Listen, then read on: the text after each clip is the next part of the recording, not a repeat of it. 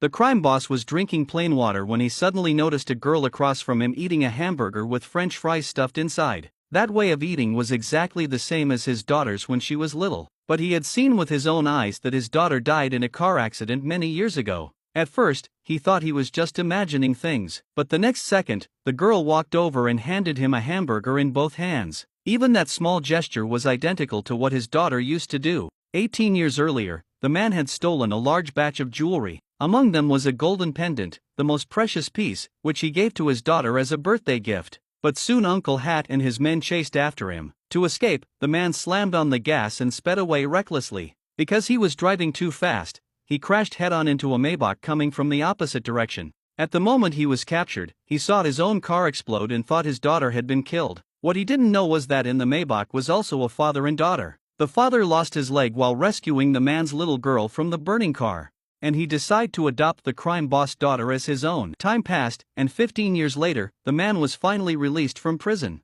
All this time, the crime boss blamed the man who saved his daughter for his suffering and for the accident. From that day on, he worked relentlessly and eventually became the richest man. With his wealth and resources, he searched everywhere for the man who had caused his daughter's death, not knowing that the girl had grown up into a kind, sensible young woman. The girl, in order to treat her foster father's leg injury, had more than once suggested selling the golden pendant from her neck, but her foster father always refused and warned her never to part with it. He wanted her to one day find her real father. On the girl's birthday, her foster father took her to eat her favorite hamburger. While he left to fetch the cake, the man happened to be sitting nearby. He saw the girl eat her hamburger in the exact same way as his daughter did long ago and froze in place. The girl, too, felt a strange familiarity with him. She even offered him her hamburger to taste, a gesture identical to his daughter's from the past. "Uncle, what's wrong?" she asked, snapping him back to reality. He explained that he had just been reminded of his late daughter and mentioned how he once sewed a golden pendant for her.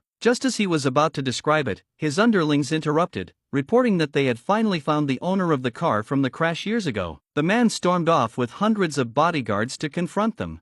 By coincidence, after the birthday celebration, the girl didn't return home with her foster father. When the foster father got home, he instantly recognized the man as the girl's biological father. Before he could explain, he kicked him to the ground, accusing him of murder and forcing him to kneel and apologize to his dead daughter. He tried to defend himself, saying he was not a killer, but that only enraged him further. He grabbed an iron rod to strike him, but just then the girl returned. Both froze in shock. The man accused the foster father of being unworthy of raising such a good child, while he protested there must be a misunderstanding. The man roared that 18 years ago, if not for him, his daughter would not have died, calling him a murderer. The girl cried out that her father could